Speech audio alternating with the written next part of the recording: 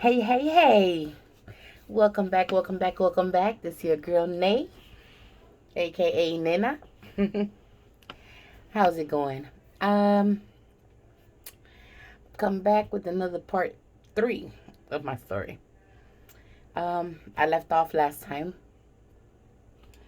where, oh, retouch. There's part 1 and part 2 already. You can go back and watch it. Last I left off, I started smoking cigarettes and getting put in a shelter for runaways and homeless kids for 3 days, and then left off where I was going to tell you about the alcohol. Here's the story. So I was in junior high, 7th grade. There was a couple of kids that started bringing alcohol to school, and they would drink, they would sneak around and stuff like that. Well, one day in particular, I mean, I would have a sip here and there, but this one day in particular, I had spoken to the girls and stuff like that, because there was some girls. They were gonna go grab some bottles, put in their backpack, bring it to school. Mind you, I don't condone drinking, underage drinking at all. And like I said, this was many years ago, many years ago. But so they came to school and they brought 6 bottles of Cisco. Cisco was the thing to drink back then. So they had brought 6 bottles, and I remember I had the juice, the squeeze bottle juices, and I had grabbed a bottle all to myself. I was the type, if I'm gonna drink, I'm gonna have my own. I'm not sharing. I'm not putting nobody in it. This is me. I'm doing it. So I remember I had the grape squeeze bottle juice, and I happened to have the grape Cisco bottle. And in my backpack, I also kept chewing gum. I had chewing gum and everything. So I would fill up. I would toss the juice. I would keep a little in it, and I would fill it up with the Cisco. And I'd be walking around basically from class to class. Have my bottle of juice with me, the bottle of Cisco in my backpack, and mad gum in my mouth. I remember I had, I think it was my math class, and I remember sitting towards the back, chewing a lot of gum. I was already kind of out of it. Excuse me. I was kind of out of it. I'm sorry if y'all keep seeing me look up. I'm at work, and there's security monitor that I can see what's going around. But yeah. Um. Anyway, back to the story. So math class, I was already kind of gone. I could feel it. I was feeling good. And next class was my favorite. She was my favorite teacher, and it was my language arts reading class. I mean, we studied writings, we studied books, we studied poetry, and everything in there. I loved the class. Excuse me. So her class happened to be in the second building, second floor. So every period I had to swap. I was going upstairs, down the stairs, upstairs. By the time I got to her class, though, I was kind of out of it.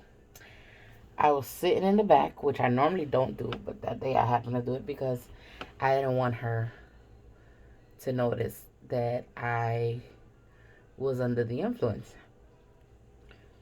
I set my backpack down. I sat down, had my juice bottle. And I remember trying to focus, and she was giving a lecture in the front. And I was trying to focus. And all of a sudden, through the back door, because it was like 2 doors, there was a door towards the front and a door towards the back. I remember through the back door, this police officer walks in. And I'm like, oh snap. And he happened to walk up to the teacher and asked her, I don't know what they mumbled, but I remember her saying, Miss Nada, can you please stand up and follow the police officer? They need to talk to you. Um, okay. So I get up and I start walking. And I started leaving everything behind. The police officer looks at me and he goes, "Go ahead and gather your things, bring your backpack and everything with you." And I'm like, holy mother of Christ.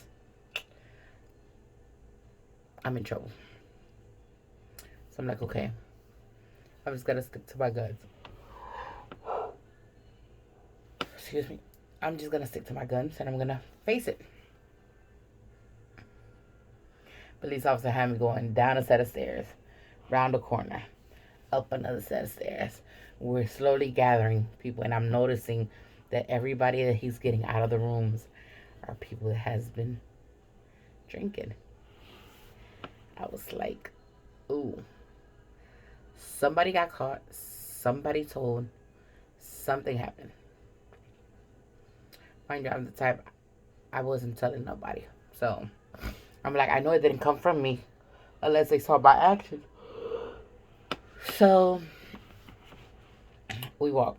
And at one point, we're going up the stairs of the third building.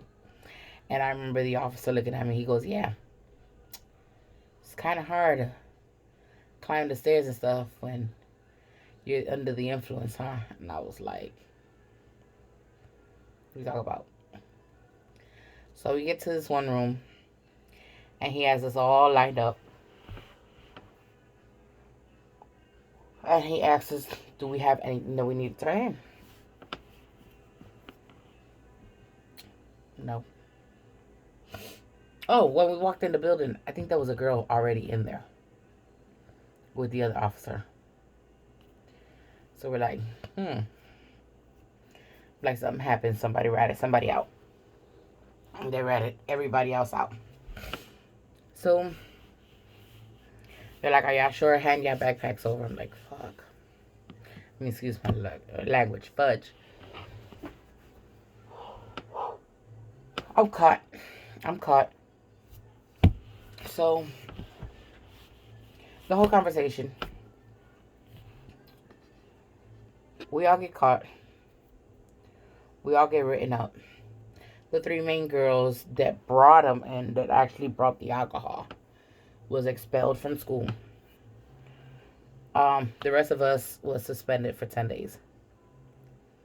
Now, the suspension didn't bother me. What did bother me and scared the living bejesus out of me was the fact that in order for me to have gotten suspended for 10 days meant that I was at home for 10 days, which meant my mother was going to find out. I got the worst butt whooping that day. Yeah. I got the worst butt whooping that day. But I remember having a hangover the next day. But yeah, that's how that went. I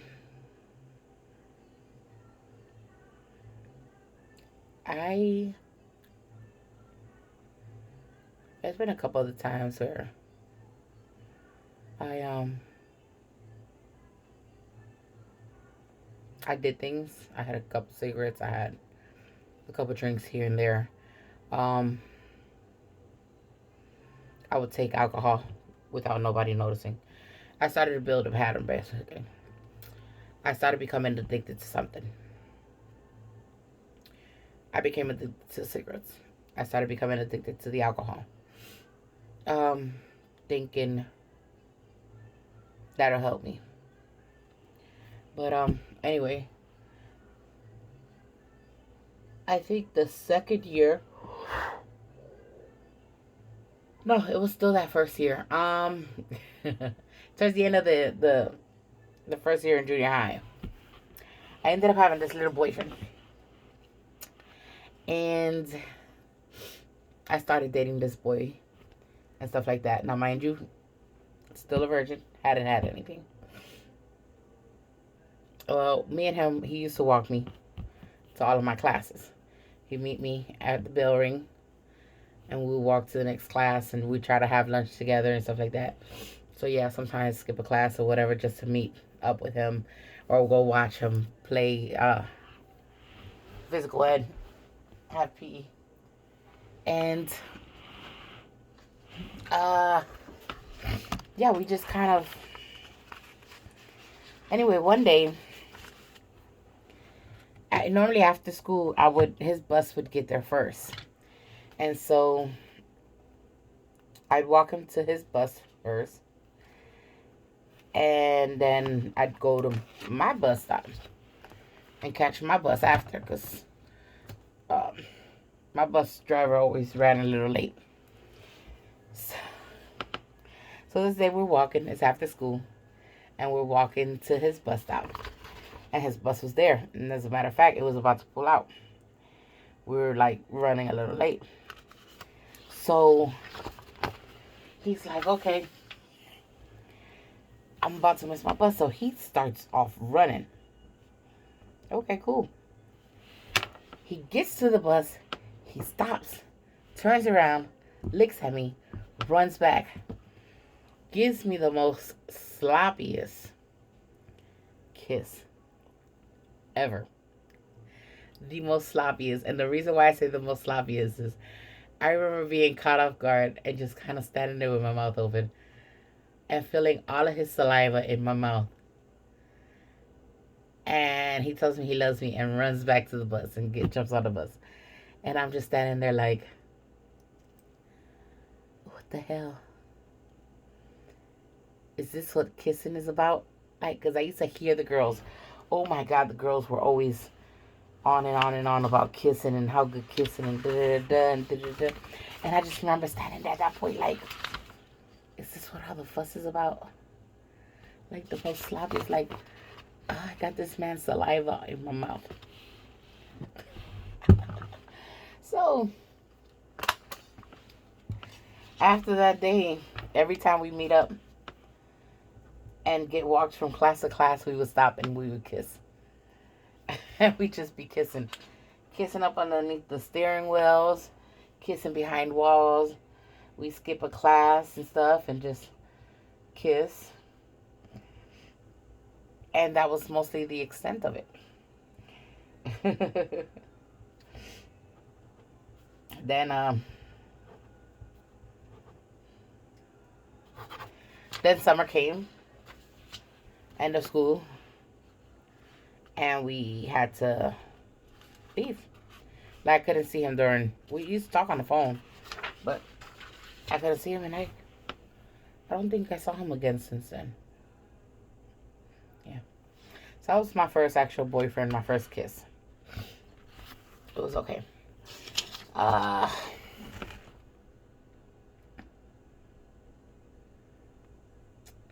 then I want to say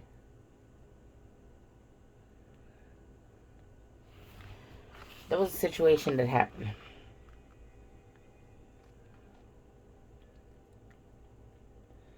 Um, oh, throughout all this, I think I had already gotten baptized in a Pentecostal church. Um, before I think the whole drinking happened. I skipped over that. We were still going to church, and I had gotten baptized at the church that we were attending, which is a Pentecostal church. Um, but like I said, a lot of it was, I want to say, peer pressure. Um, I was already being picked on because of my weight. Um,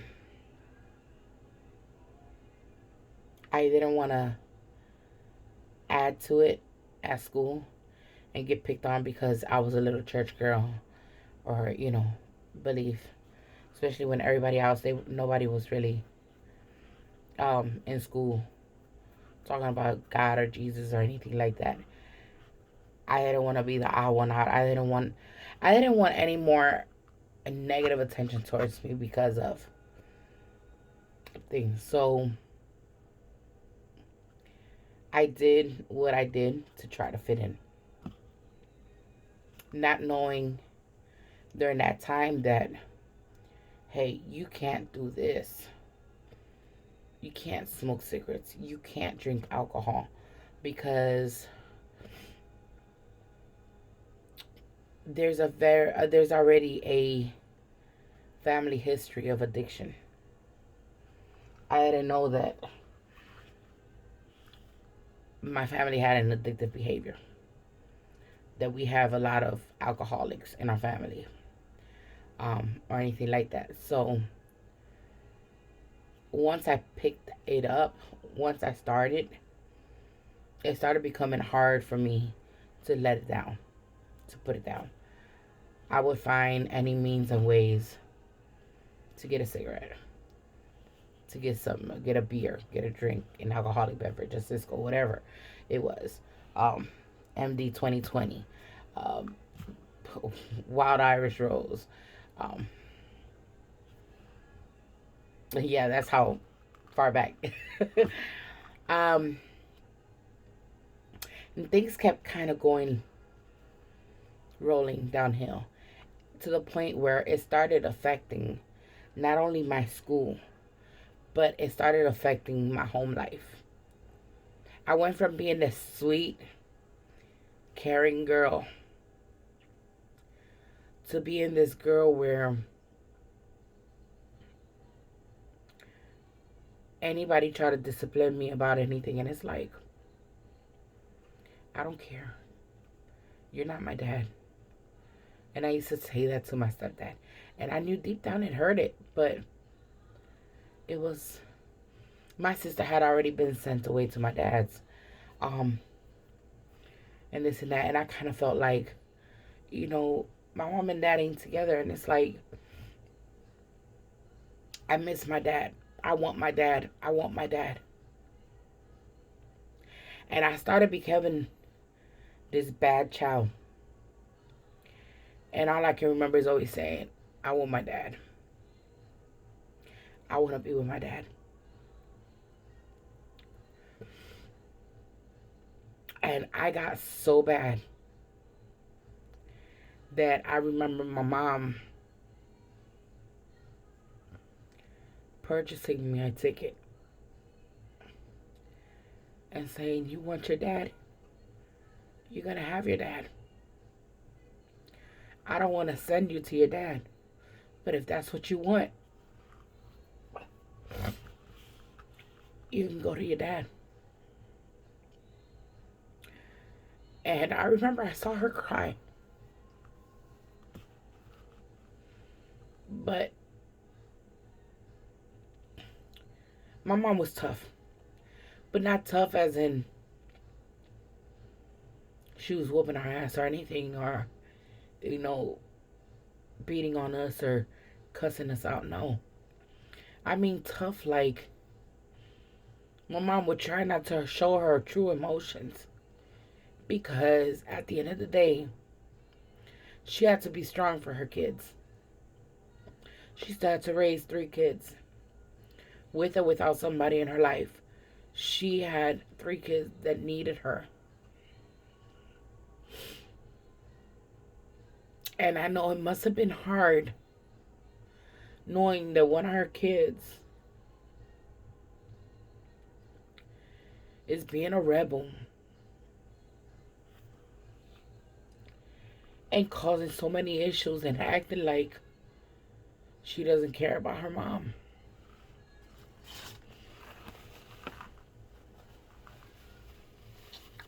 And like I said, it was just, I couldn't understand why my mom and dad weren't together at the time. And I wanted my dad. I'm thinking I'll be better with my dad. I'm a daddy's girl. I'll be okay with my dad. So, with a heavy heart, she took me to the airport and sent me off with my sister and my sister's son. Because my sister had came back at one point. Yeah. So she sent me with my sister and my sister's son to New Jersey to go be with my dad. And I'm going to leave it there. I'll come back another day with the story of what happened once I arrived. Okay. Until then, love you guys. Please make sure to like, subscribe, leave a comment. Let me know your thoughts. Is any of this helping you guys? Can you guys relate to any of it? Um, is there any questions that you guys have or anything? Please let me know. I will respond back. I will get back to you guys. Love you guys. Until then.